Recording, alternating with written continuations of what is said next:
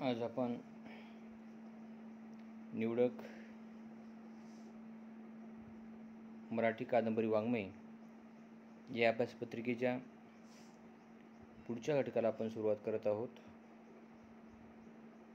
मागच्या दशकेला आपण कादंबरी वाङ्मयाच्या संदर्भामध्ये सविस्तरपणे आपण विचार केलेला आहे. आज आपण कादंबरी वाङ्मय प्रकाराचे स्वरूप कसं आहे, कादंबरी वाङ्मय प्रकाराच्या स्वरूपाचा आपण आज विचार करत आहोत. कादंबरी वाङ्मयाचा आपण जर विचार केला, कादंबरी वाङ्मयाचा संबंध, कादंबरी वाङ्मयाचा अनुबंध सर्वच ज्ञानशाखांशी प्रत्यक्ष अप्रत्यक्ष येतो. कारण कादंबरीला एक ठराविक रूढ आकृतिबंध नाही, कारण तिचा विस्तार लेखकाच्या मर्जीवर आहे. लेखक कोणत्या विषयावर कादंबरी लिहावं, त्या कादंबरीची मांडणी कशी करावी आणि कादंबरीमध्ये कशा प्रकारचे प्रयोग करावेत हे लेखकावर अवलंबून आहे. व्यक्ती तितक्या प्रवृत्तीनुसार कादंबरी वाङ्मयाचे स्वरूप हे बदलते, विस्तार होतो. त्यामुळं ठराविक अशा प्रकारचा आकृतिबंध कादंबरी वाङ्मयाचा नाही. लेखक कसा आहे, लिहिणारा व्यक्ती कसा आहे आणि तो कशा पद्धतीचे प्रयोग करतो ते त्यावर अवलंबून आहे.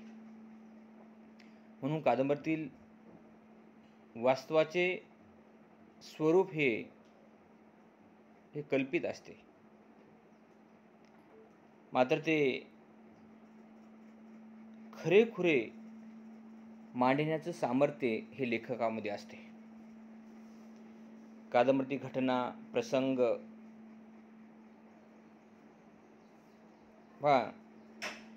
हे कादंबरीमध्ये कादंबरीबाहेर अस्तित्व हे नसते, मात्र कलावंत वास्तव जीवनातील घटना कल्पनांना या कादंबरीच्या माध्यमातून तो त्या कादंबरीमध्ये पेरण्याचं काम, लिहिण्याचं काम करत असतो. हा जो कादंबरी वाङ्मय प्रकार आहे, वाचकांची काळजी वाहणारा हा कादंबरी वाङ्मय प्रकार आहे. वाचकांची काळजी वाहणारा वाङ्मय प्रकार दुसरा प्रकार मराठी साहित्यामध्ये आपल्याला भेटणार सुद्धा नाही. कारण कादंबरी वाङ्मयामध्ये नेहमी निवेदनात्मक शैली असते. नेहमी निवेदनात्मक शैलीवर कादंबरी वाङ्मयाची भिस्त मदार अवलंबून असते. कधी कादंबरीकार व कादंबरीचा लेखक कधी तटस्थ असतो,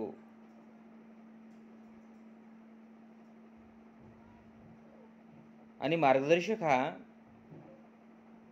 वाटाड्याच्या निवेदनशैलीचा अवलंब करत असतो.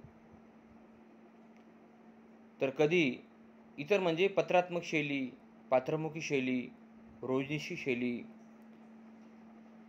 संशोधनाचा आणणारी शैली, अनेक प्रकारच्या शैली आहेत. शैलीमध्ये लिहिण्याची पद्धत, स्टाईल, लिहिण्याची लखब ही प्रत्येक कादंबरीकाराची, प्रत्येक लेखकाची ही भिन्न भिन्न असते, वेगवेगळी असते. आणि त्यातूनच कादंबरीचं रूप आकाराला येतं. त्यातूनच कादंबरीचं सौंदर्य हे उजागर होत असतं, आणि हे उजागर करण्याचं काम त्या कादंबरीचा लेखक करत असतो. आता वेगवेगळे कादंबरी वाङ्मयामध्ये अनेक लेखक आपलं लेखन कौशल्य कादंबरीच्या माध्यमातून मांडण्याचं काम केलेलं आहे. आणि या लेखनाच्या माध्यमातून त्यांनी आपापली ओळख निर्माण करण्याचं काम सुद्धा केलेलं आहे. काही व्यक्तींचं, काही लेखकांचं, काही कादंबरीकारांचं नाव घेतल्यानंतर ते कोणती भूमिका घेऊन लिहितात, कोणत्या पद्धतीची शैली कादंबरीमध्ये मांडलेली आहे आणि त्या शैलीमुळे त्यांची ओळखसुद्धा निर्माण झालेली आहे. आता हरिभाऊ आपटे सहृदयाची भूमिका मांडणारे कादंबरीकार आहेत. खांडेकर हे ध्येयवादी त्याची लेखनशैली आहे. नाशिक ध्येयवादी आहे, जीवनवादी आहे, कलावादी आहे खांडेकरांची शैली. आणि नाशिक फडके हे रंजनवादी भूमिका घेऊन लिहिणारे लेखक आहे. आणि वामन जोशी तसेच ज्ञानकोशकार व्यंकटेश केतकर ही तत्वज्ञाच्या स्वरूपाची त्यांची शैली आहे. स्वतःचे अंग शाबूत ठेवून इतरांचे नाके खाजवायला लावणारी कादंबरी लेखनाची शैली जर कोणाची असेल तर भालचंद्र नेमाड्यांची शैली आहे. आणि ही अस्तित्ववादी भूमिका मांडणारा लेखक म्हणजे भालचंद्र नेमाडे आहेत. भालचंद्र नेमाड्यांनी एकच कादंबरी लिहिलेली आहे. कविता आहेत, समीक्षा आहे आणि त्याबरोबर कादंबरी हा वाङ्मय प्रकार सुद्धा त्यांनी लिहिलेला आहे. आणि हिंदू जगण्याची समृद्ध अडगळ या नावाची कादंबरी, संशोधनात्मक कादंबरी लिहिलेली आहे. आणि या कादंबरीच्या माध्यमातून एक चांगला विषय वाचकांच्या समोर मराठी साहित्यामध्ये, मराठी वाङ्मयामध्ये या कलाकृतीच्या माध्यमातून योगदान देण्याचं कार्य भालचंद्र नेमाडे सरांनी केलेलं आहे. प्रत्येक लेखक काही कोणती ना कोणती भूमिका घेऊन लेखन करतो. भूमिकाहीन लेखन हे काळाच्या ओघात टिकत नाही. कोणती तरी भूमिका असली पाहिजे. तर भालचंद्र नेमाड्याची देशीवादाची भूमिका, अस्तित्ववादाची भूमिका आहे. कोणाची ग्रामीण भूमिका असते, कोणाची दलित असते, कोणाची सामाजिक असते, कोणाची स्त्रीवादी भूमिका असते. भूमिका घेऊन कोणाची संविधाननिष्ठ मूल्य लेखन करणारी भूमिका असते.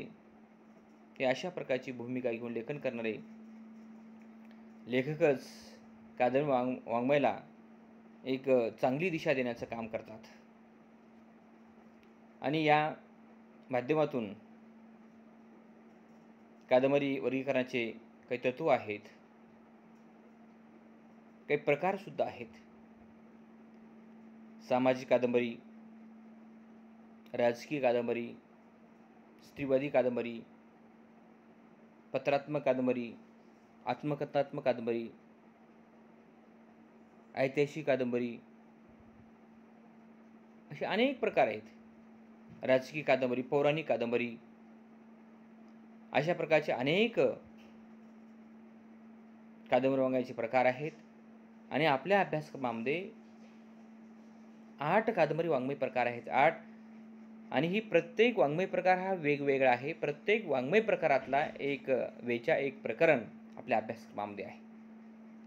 आणि अशा प्रकारची ओळख या प्रत्येक वाङ्मय प्रकाराची विद्यार्थ्यांना व्हावी म्हणून अशा प्रकारचा प्रयत्न आपल्या स्वामी रामानंद तीर्थ मराठवाडा विद्यापीठाने केलेला आहे. तर कादंबरी वाङ्मयाच्या संदर्भामध्ये बऱ्याच अभ्यासकांची काही मतं आहेत, काही समज आहेत, काही गैरसमज आहेत. तर प्र के अत्रे नावाचे लेखक आहेत. प्र के अत्रे यांनी प्रल्हाद केशव अत्रे हे त्यांचं पूर्ण नाव आहे. प्र के अत्रे यांनी इतर वाङ्मय प्रकार हाताळलेले आहेत. विडंबन हा वाङ्मय प्रकार हाताळलेला आहे. कविता हा वाङ्मय प्रकार हाताळलेला, नाटक हा वाङ्मय प्रकार हाताळलेला आहे. चरित्र, आत्मचरित्र हा वाङ्मय प्रकार हाताळलेला आहे. पण त्यांनी कादंबरी हा वाङ्मय प्रकार काही लिहिलेला नाही. कादंबरी वाङ्मय प्रकाराकडे त्यांची पाहण्याची एक भूमिका कशी आहे ते पाहणं गरजेचं आहे. प्र के अत्रे म्हणतात, कादंबरीची पाने ही तांबोळ्याच्या पानासारखी असतात. कादंबरीची पाने ही तांबोळ्याच्या पानासारखी असतात. तांबोळ्याच्या पानासारखी म्हणजे पान खायचं आणि थुकून टाकायचं, नष्ट होऊन जाते, असं त्यांचं मत आहे. तांबोळ्याच्या जे पान असते, पानावर काट टाकायचं, चुना टाकायचं, मसाला सुपारी टाकायचं आणि हे टाकल्यानंतर त्या पानाला काय येतो, रंग येतो, कलर येतो. तसं कादंबरी वाङ्मयाचं आहे. तो लेखक त्या कादंबरीमध्ये कोणता मसाला भरतो, कोणती साधन सामुग्री पेरतो, कोंबतो, त्यावर ते कादंबरीचं रूप तयार होत असतं. अगोचरालाही गोचर करण्याचं सामर्थ्य हे साधन सामुग्रीमध्ये असतं. म्हणून कादंबरीची पाने ही तांबोळ्याच्या पानासारखी असतात. आपण त्यामुळे मसाला कसा भरतो, साधन सामुग्री त्यावर रंग, शृंगार, गुजरवाणीपणा, लालित्य निर्माण करण्याचं काम हे तेव्हाच निर्माण होत असतं. दुसरे अभ्यासक आहेत भालचंद्र नेमाडे. कादंबरी हा सर्व वाङ्मय प्रकारचा राजा असं त्यांनी म्हटलेलं आहे. कादंबरी हा सर्व वाङ्मय प्रकारचा राजा आहे. जसं कथा एक वाङ्मय प्रकार आहे, कविता वाङ्मय प्रकार आहे, चरित्र, आत्मचरित्र, ललित, वैचारिक, निबंध, अशा प्रकारचे जे वाङ्मय प्रकार आहे, या सर्व मराठीतल्या सर्व वाङ्मय प्रकारामध्ये कादंबरी हा सर्व वाङ्मय प्रकारचा राजा आहे. कारण कादंबरी वाङ्मय प्रकारामध्ये सर्वच घटक, सर्वच कथानक, उपकथानक, पात्र, उपपात्र, एक विषय, अनेक विषय त्यामध्ये सामावण्याचं सामर्थ्य कादंबरी वाङ्मय प्रकारामध्ये असतं, कादंबरीच्या कलाकृतीमध्ये असतं. म्हणून भालचंद्र नेमाडे म्हणतात कादंबरी हा सर्व वाङ्मय प्रकारचा राजा आहे असं त्यांनी म्हटलेलं आहे.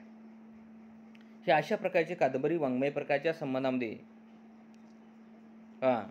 काही अभ्यासकांचे काही मतं आहेत, काही समज आहेत, गैरसमज आहेत, हेही समजून घेणं गरजेचं आहे. याचाच अर्थ आपल्याला यावरून अंदाज सांगता येतो की मराठी साहित्यातल्या इतर वाङ्मय प्रकारापेक्षा कादंबरी हा वाङ्मय प्रकार किती सर्वसंग्राहक आहे, किती व्यापक आहे, किती प्रगल्भ आहे, किती अथांग आहे. सर्वच वाङ्मय प्रकाराची पाळंमुळं या कादंबरी वाङ्मयामध्ये आपल्याला शोधता येतात. कादंबरी वाङ्मय प्रकारचा संबंध प्रत्यक्ष आणि अप्रत्यक्ष सर्वच शाखेशी येतो. सर्वच ज्ञानशाखेशी कादंबरी वाङ्मय प्रकारचा अनुबंध आहे. काही प्रमाणामध्ये कादंबरी वाङ्मयाचे बीज इतर वाङ्मय प्रकाराशी अनुबंध निर्माण करणारी असतात. आणि यातूनच अशा प्रकारचा विचार, या वाङ्मय प्रकारचा विचार आपल्याला या ठिकाणी केलेला आहे. आपण कादंबरी वाङ्मयाचे स्वरूप हे कशा पद्धतीचं आहे. तर यानंतर आपण कादंबरी वाङ्मयाच्या स्वरूपाचा विचार केलेला आहे. आपण कादंबरी लेखनाची उद्दिष्ट काय आहेत, कादंबरी लेखनाचा हेतू काय आहे आणि कादंबरी लेखनाचं प्रयोजन काय. एखादा कवी, एखादा कादंबरीकार, एखादा कथाकार का लिहितो आणि एखादा वाचक का वाचतो, लिहिण्यामागे आणि वाचण्यामागे काहीतरी प्रयोजन आहे, हेतू आहे, उद्दिष्ट आहे, कार्यकारणी मीमांसा आहे. उद्दिष्ट, हेतू, प्रयोजन असल्याशिवाय कोणताही लेखक एखाद्या वाङ्मय प्रकारची कलाकृती जन्माला घालत नाही. कारण एखादी कलाकृती, एखादं अपत्य, साहित्य अपत्य निर्माण करत असताना त्या निर्माणामागे सुद्धा काही कार्यकारण भूमिका असते आणि त्यातूनच त्या साहित्याची, त्या कलाकृतीची निर्मिती होत असते. म्हणून लेखकाला जे काही अनुभव येतात, साधारण, असाधारण, सामान्य, असामान्य, हे जे आलेले जीवनानुभव, तो वाचकाला सांगण्याची त्याच्यामध्ये तीव्र इच्छा असते. आणि तो कादंबरीकार, तो लेखक आपल्याला आलेले अनुभव तो सरळ सरळ न सांगता, सरळ सरळ न मांडता, सरळ सरळ न लिहिता, तो अलौकिक पद्धतीने तो लेखनाच्या माध्यमातून तो मांडत असतो. लेखक हा सामान्य जरी असला तर त्याची लेखनी असामान्य असते आणि तो सरळ न लिहिता तो वक्रोक्ती पद्धतीने साहित्याच्या भाषेमध्ये तो कादंबरी लिहिण्याचा प्रयत्न करतो.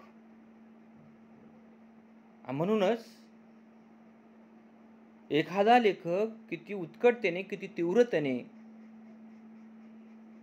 कादंबरी लिहितो, आपले अनुभव सांगतो, आपल्या मनातले विचार, भावना, कल्पना तो एखाद्या कादंबरी कलाकृतीच्या माध्यमातून तो लिहित असतो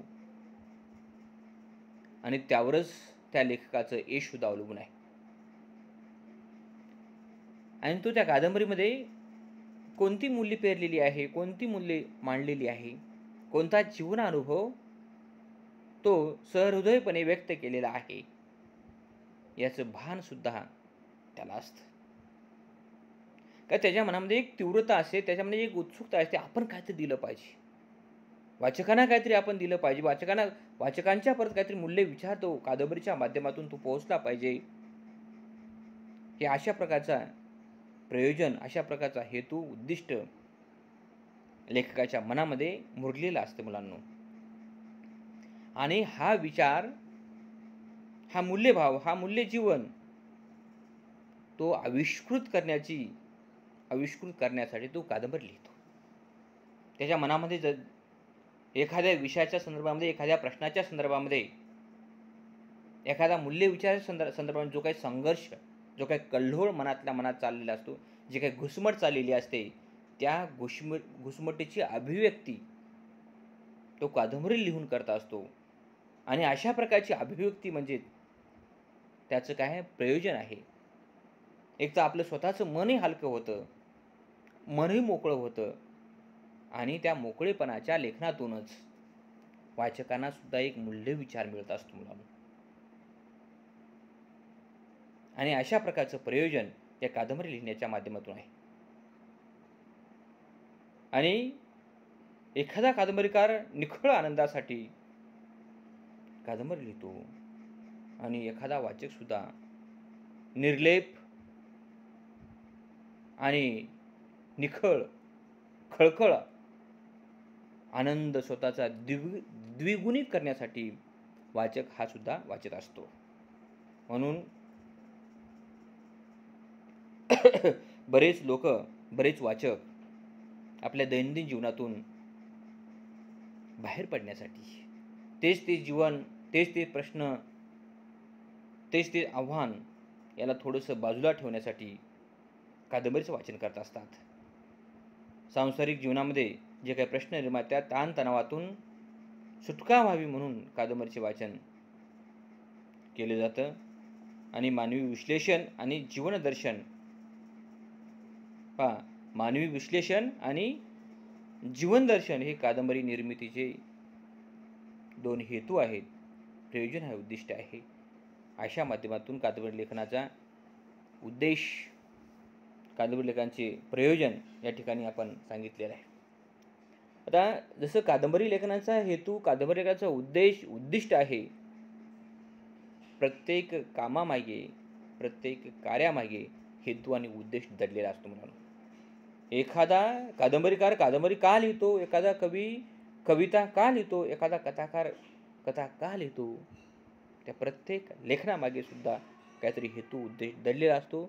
तसं कादंबरी वाङ्मयामध्ये सुद्धा आहे. तुमच्या जगण्याचा हेतू,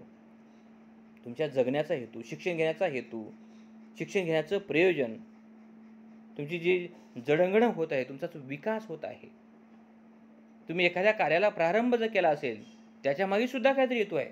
सामाजिक हेतू असतो, राजकीय हेतू असतो, आर्थिक हेतू असतो, किंवा लोकांना आनंद देण्यासाठी किंवा समाजसेवेचा हेतू सुद्धा असू शकतो. तसं कादंबरी वाङ्मयामध्ये सुद्धा आहे. एखादा लेखक का लिहितो, तो कादंबरी लिहिण्याचा हेतू काय आहे, उद्दिष्ट काय, प्रयोजन काय, अशा प्रकारची वेगवेगळी प्रयोजनं त्यामागे दडलेल्या असतात. आणि अशा प्रकारची कादंबरी लेखनाचा हेतू, उद्दिष्ट आपण या ठिकाणी पाहिलेले आहेत. आपण आता पुढे कादंबरीच्या घटकांचा विचार करत आहोत. कादंबरी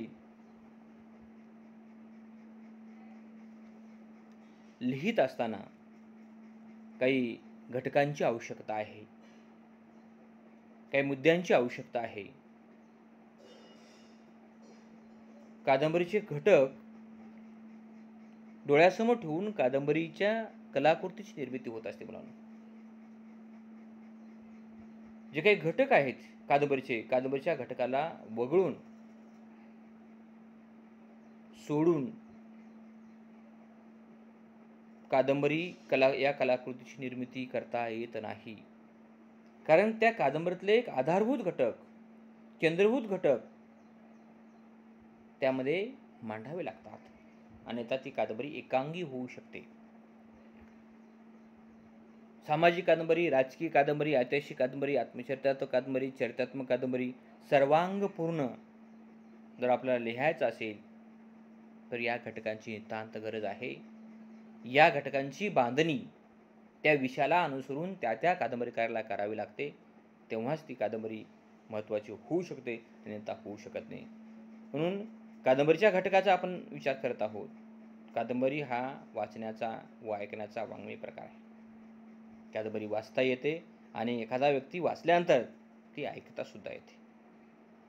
कादंबरीमध्ये व्यापक जीवन दर्शन सखोलपणे मांडण्याचं आणि घेण्याचं सामर्थ्य त्यामध्ये दडलेलं आहे. आणि कादंबरी वाङ्मयाचा आवाका सुद्धा मोठा आहे. बऱ्याच कादंबऱ्या 1000 पानाच्या आहेत, 700 पानाचे, 700 पृष्ठाचे, 800 पृष्ठाचे आहेत. कादंबरी हा वाङ्मय प्रकार गुणात्मक दृष्ट्या कथा व कादंबरी एकच वाटत असली तरी, कारण कथा ही छोटी असते आणि कादंबरी ही मोठी असते. कथेचा पट हा लघुपट असतो आणि कादंबरीचा पट हा दीर्घपट असतो. एखादी कथा लघुकथा असते, दीर्घकथा असते, जवळपास 10 पृष्ठाची, 10 पानाची, 15 पानाची, 20 पानाची. दीर्घ जास्तीत जास्त दीर्घ म्हणजे मोठी 20-25 पानाची, काही 4 पानाची असतात. पण कादंबरी ही तशी नसते. 100, 200, 300, 400 पानाची एकच विषय कादंबरीकार त्यामध्ये गुंफत असतो.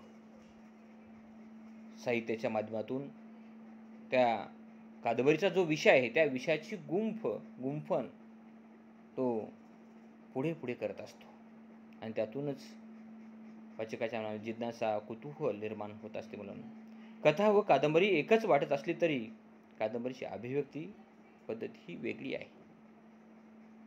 तर कादंबरी वाङ्मयाचे घटक कोणकोणते आहेत, त्या घटकांचा विचार आपण उद्याच तासाला पाहणार आहोत.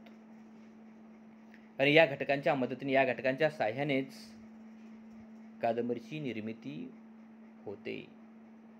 कारण हे जे घटक आहेत, हे घटक कादंबरीचे पायाभूत घटक आहेत, मूलभूत घटक आहेत. आणि या मूलभूत घटकावरच कादंबरीची निर्मिती होते. इतके घटक महत्त्वाचे आहेत आणि या कादंबरी वाङ्मय प्रकारच्या घटकांचा विचार आपण उद्याच्या तासिकेला करणार आहोत. पण धन्यवाद.